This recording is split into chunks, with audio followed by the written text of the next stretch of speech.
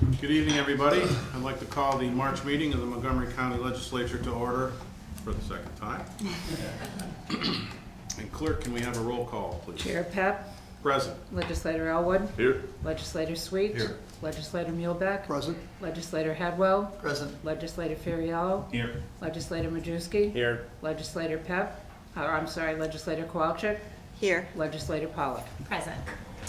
All right, Legislator Fiorello, could you please lead us in our salute to the flag? Pledge allegiance To the flag of the United States of America and to the republic for which it stands, one nation, under God, indivisible, with liberty and justice for all. Please remain standing as we recognize those who have fallen since our last meeting. David J. Dybus of Amsterdam passed away on February the 24th. Committed to his community, he served as a Montgomery County Supervisor from 2000 to 2009 and on the Amsterdam Common Council. Terry L. Prime of Palatine Bridge passed away on February 26th. He proudly served his country from 1966 until 1968 as an aviation mechanic in the U.S. Air Force. Rocco Mancini Jr. of Palatine Bridge passed away on February the 25th. Rocco served proudly as a drill sergeant in the Army Reserves. John T. Adamczyk of Amsterdam passed away on February the 26th. He served in the U.S. Army in Korea. Jack Whitney of Canajoharie passed away on March the 1st. Jack proudly served his country in the United States Navy. And Thomas N. Cirillo of Amsterdam passed away on February the 26th. He served in the U.S. Marine Corps during the Korean War. A moment of silence, please. Thank you. All right, is there anybody in the audience who'd like to make public comment? If you would, please come up to the microphone, state your name and what's on your mind.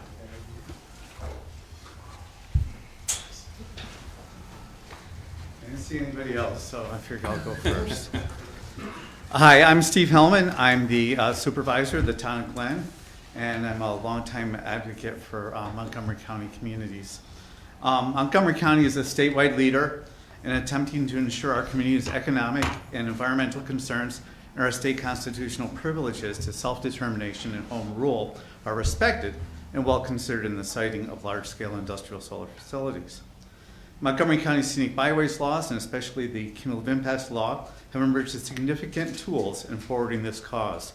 When county law is ignored or devalued, it is imperative that the county take the actions required to defend the law, as outlined in Resolution 106 before you tonight.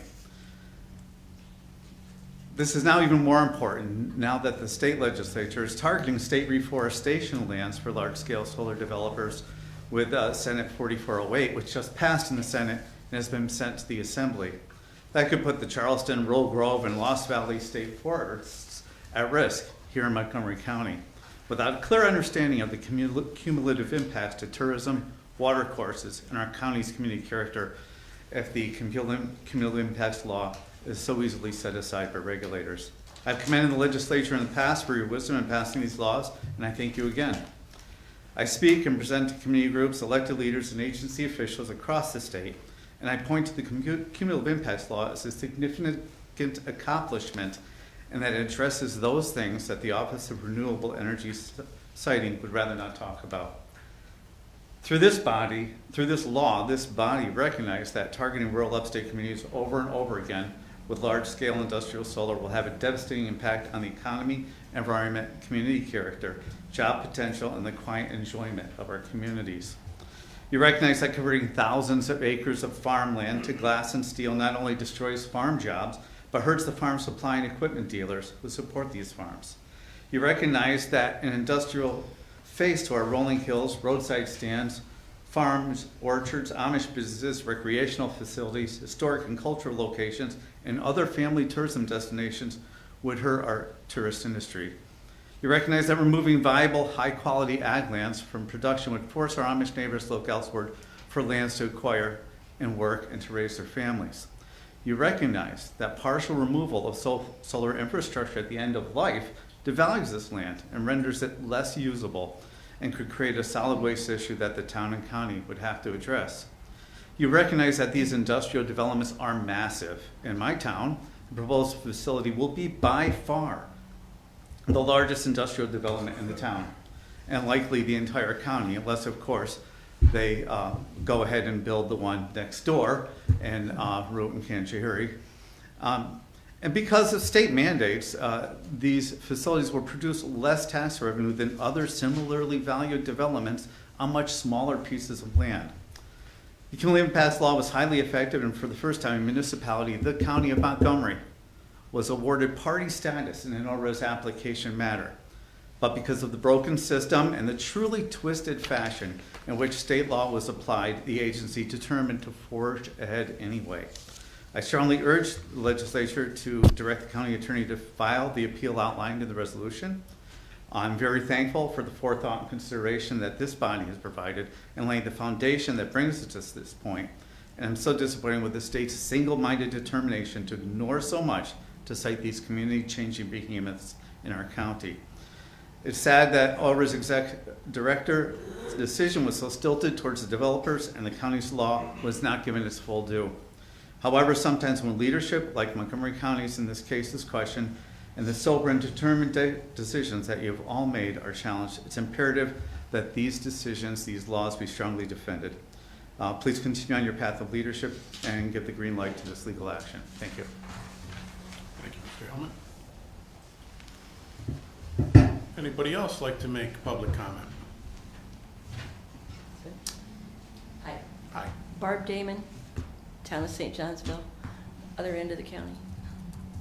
I just want to say that Farm Bureau is really looking forward to the Farmland Protection Reserve Fund. We really want you guys to go ahead with that, to have a dedicated fund to put the solar taxes and all that.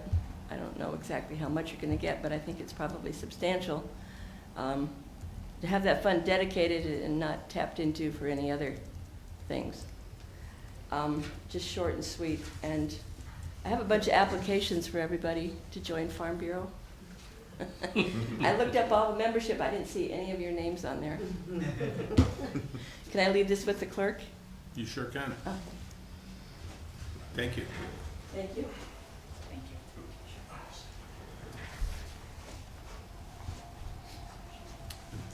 Thank you for your comments.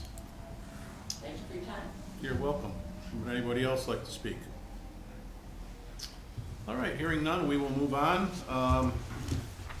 Clerk, are there any communications? No. All right. A motion to approve the approval of the minutes? I'll make a motion. Legislators Hadwell and I'll second. Majewski. All in favor? Aye. Opposed? Abstentions? Passed. All right, a motion to accept the budgetary transfers. I'll make a motion. All right, legislators Muhlebeck and Pollock. Discussion. Hearing none, all in favor? Aye. Opposed? Abstentions? Passed. Acceptance of the procurement record. Do we have a motion? Motion. Legislator Sweet, Legislature Kowalczyk. Discussion. Hearing none, all in favor? Aye. Opposed? Abstentions? Passed. Is there any old business anyone would like to talk about? All right, if not, we will move into our series of resolutions for this evening for approval. Resolution 92, approving hourly wage increases for Board of Election poll workers. Sponsors were legislators Kowalczyk and Muhlebeck. Discussion. Hearing none, all in favor? Aye. Opposed? Abstentions? Passed. Resolution 93, adopting introductory local law B, local law 2 of 2026, a local law amending the salary of the Montgomery County Clerk. Sponsors were legislators Muhlebeck and Majewski. Discussion. Hearing none, all in favor? Aye. Opposed? Abstentions? Passed. Resolution 94, amending the 2026 operating budget to recognize 2026 Jewel funds. Sponsors were legislators Pep and Pollock. Discussion. Hearing none, all in favor? Aye. Opposed? Abstentions? Passed. Resolution 95, authorizing the county executive to sign contract for lead rental registry subcontract for Better Community Neighborhoods. Sponsors were legislators Kowalczyk and Majewski. Discussion. Hearing none, all in favor? Aye. Opposed? Abstentions. Passed. Resolution 96, amending the 2026 operating budget to reflect additional opioid funds received. Sponsors were legislators Muehlbeck and Pollock. Discussion. Hearing none, all in favor? Aye. Opposed? Abstentions. Passed. Resolution 97, establishing the position of Assistant District Attorney Felony Crimes. Sponsors were legislators Sweet and Headwell Jr. Discussion. Hearing none, all in favor? Aye. Opposed? Abstentions. Passed. Resolution 98, authorizing the county executive to enter into a contract for removal services. Sponsors were legislators Elwood and Muehlbeck. Discussion. Hearing none, all in favor? Aye. Opposed? Abstentions. Passed. Resolution 99, amending the 2026 operating budget with forfeiture money. Sponsors were legislators Sweet and Kowalczyk. Discussion. Hearing none, all in favor? Aye. Opposed? Abstentions. Passed. Resolution 100, amending the 2026 operating budget from the Office of the Sheriff. Sponsors were legislators Sweet and Pollock. Discussion. Hearing none, all in favor? Aye. Opposed? Abstentions. Passed. Resolution 101, amending the 2026 operating budget for purchase of Cytoxa drug screen test cartridges. Sponsors were legislators Sweet and Majewski. Discussion. Hearing none, all in favor? Aye. Opposed? Abstentions. Passed. Resolution 102, to award bids and authorize the county executive to execute contracts for the 2026 road maintenance and building programs. Sponsors were legislators Elwood and Pep. Discussion. Hearing none, all in favor? Aye. Opposed? Abstentions. Passed. Resolution 103, accepting grant from New York State Empire State Development, the Chuctanunda Creek Trail Extension Master Plan, and amending the 2026 operating budget. Sponsors were legislators Kowalczyk and Pep. Discussion. Hearing none, all in favor? Aye. Opposed? Abstentions. Aye. Passed. Resolution 104, amending Resolution 260 of 2025, Farmland Protection Reserve Fund, and amending the 2026 operating budget. Sponsors were legislators Muehlbeck and Pep. Discussion. Chair, Yes, legislator. I think this is a great idea for what we're doing. What I'm concerned about, and maybe Maggie can help us a little bit here, how are we gonna keep track of the money from the different towns if this is happening? And the other question I have, if the other towns aren't participating and they're not doing it, should we look at putting something in there saying that they're not eligible until they are on board with what they're doing? I mean, I think it's important to do this, but I think it should be a fair across the board, where if the towns the assessors are doing it and showing how much the increase in tax and doing the increase in the assessments, but then we have towns that aren't doing it. And I'm not saying that right now none aren't, because I don't think we really know that information. But I don't think they are yet.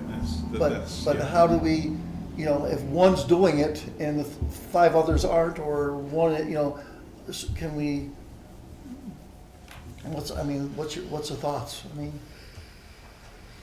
What's your thoughts, Council? Well, unfortunately, some of the other members of the committee that met on this are not here, but I will speak to it the best that I can. We had meetings with the town supervisors, with some of the assessors who were not participating in doing these reassessments. And that was a pretty successful meeting. And leaving that meeting, my understanding is that at least one of the towns reported that their assessor has now been doing them. So I think that it's continued communication. My additional understanding is it's not the farmers or the landowners, it's the town assessor that really is the one who has to be filing this paperwork.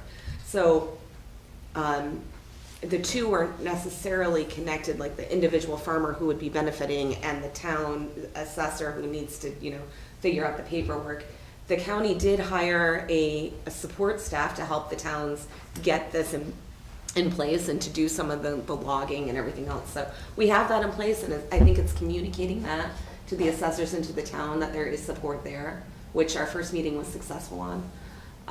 But what happens with the towns that maybe don't participate? How do we put any teeth in it to kind of make, because for this to work properly, for this to really work 100%, everybody has to be on board, everyone has to be doing their due diligence for this to make this a really good pot of money to do what we want to do. Because what we're trying to do is convince people that here's some money, you don't need to go with solar, you can do this, and there's other projects we can do.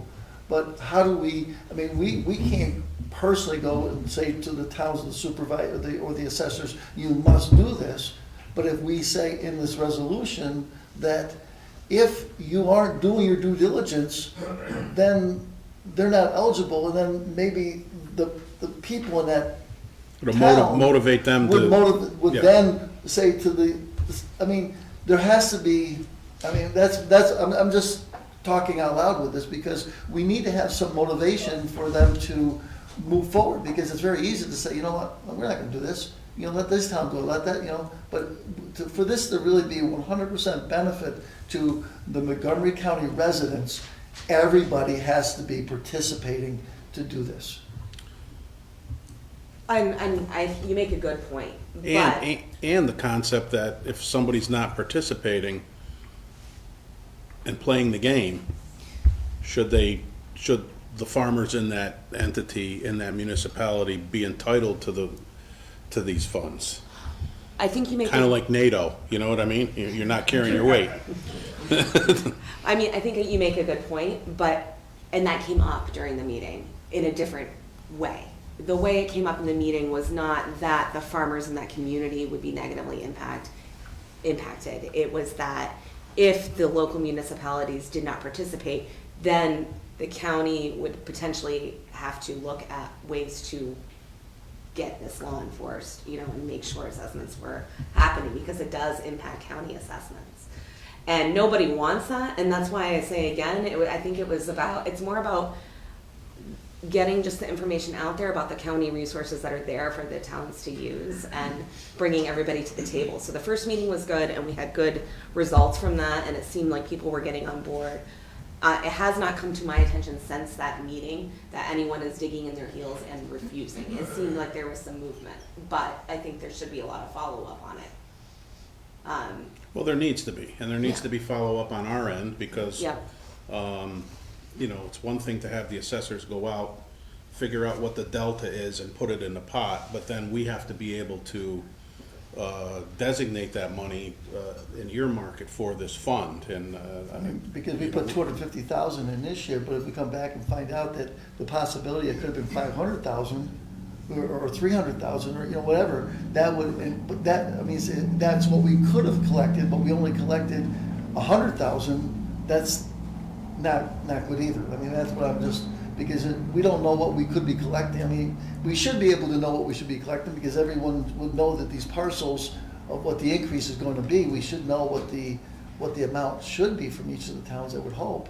The real property director has a report and has a good feel for that, and that was the beginning of this meeting, was taking those numbers, taking that report, bringing it to the town, saying, listen, like, this is the real impact that this is having.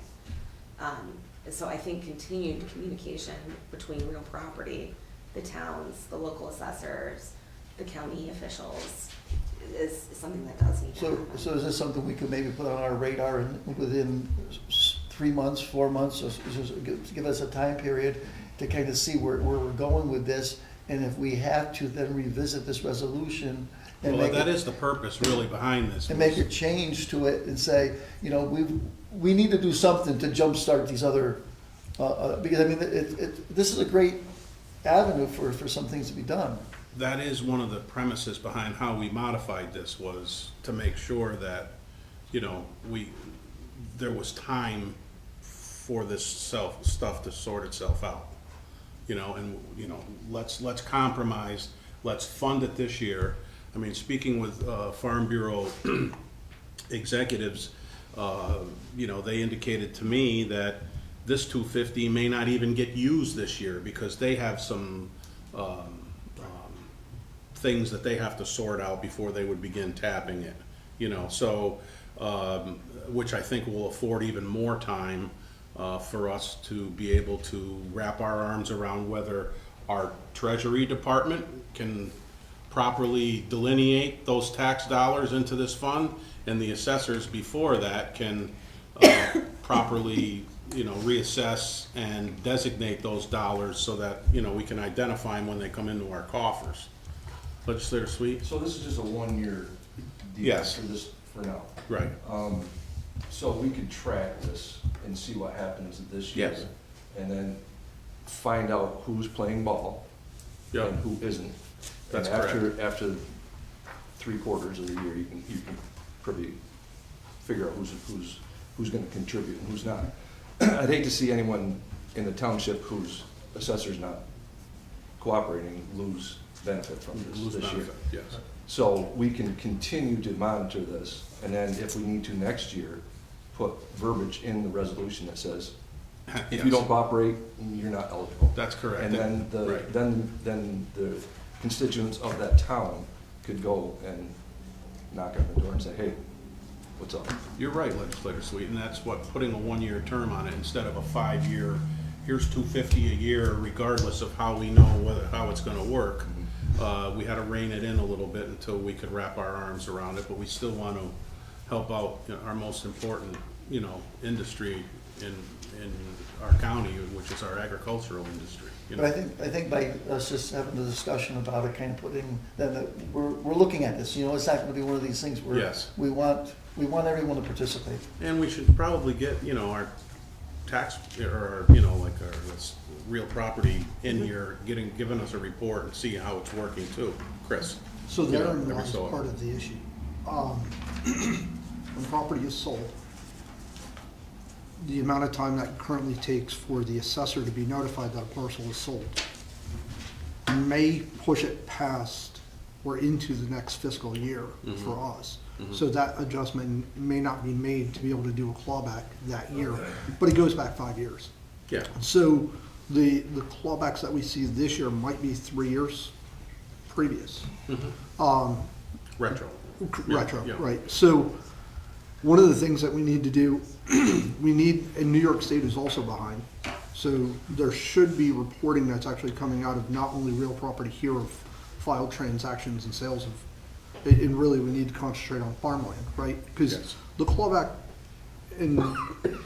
is when a farmer sells the parcel that was receiving an ag exemption, that then goes to a non-ag type of property. And then the farmer is responsible in most closing costs. The farmer is already charged the clawback fees by the law. We just don't see that because the assessor never gets the update until it's actually been posted, and that could be a year or two down the line when a reassessment or a reevaluation is done. So better communication there helps the Farm Bureau, helps us to be able to get that information quicker. So Yes. quicker processing allows the assessors to do a better job in a timely fashion also. Yes. So, just bringing that up.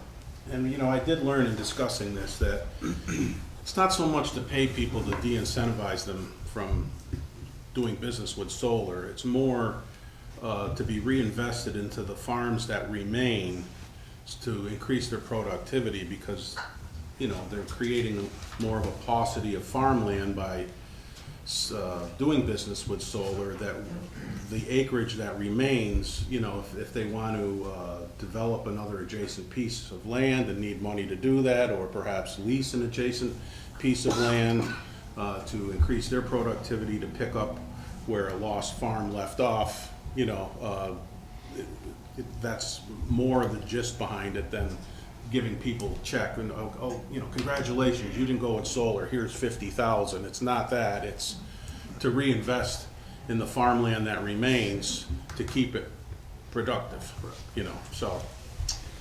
Any other conversation? Any other discussion? Hearing none, all in favor? Aye. Opposed? Abstentions? Passed. you. Resolution 105, confirming the appointment term of representative to the Fulton, Montgomery, and Schoharie County Workforce Development Board. Sponsors were legislators Hedwell Jr. and Majewski. Discussion. Hearing none, all in favor? Aye. Opposed? Abstentions? Passed. Resolution 106, authorizing Montgomery County Attorney to commence litigation as it relates to industrial solar projects in Montgomery County. Sponsors were legislators Muehlbeck and Kowalczyk. Discussion. Hearing none, all in favor? Aye. Opposed? Abstentions? Passed. Resolution 107, authorizing the county executive to enter into an agreement with NTS Data Services. Excuse me. The sponsors were legislators Muehlbeck and Sweet. Discussion. Hearing none, all in favor? Aye. Opposed? Abstentions? Passed. Resolution 108, authorizing the county executive to enter into agreement with No Link. Sponsors were legislators Majewski and Hedwell Jr. Discussion. Hearing none, all in favor? Aye. Opposed? Abstentions? Passed. Resolution 109, scheduling the public hearing and recycling law. Sponsors were legislators Pep and Pollock. Discussion. Hearing none, all in favor? Aye. Opposed? Abstentions? Passed. Resolution 110, approving abstract of audited claims. Sponsors were legislators Majewski and Kowalczyk. Discussion. Hearing none, all in favor? Aye. Opposed? Abstentions? Passed. Is there anything anybody else would like to bring before the board before we adjourn? If not, a motion to adjourn. So moved. Legislator Kowalczyk, Legislator Pollock. The meeting is adjourned at 6:32. 6:32.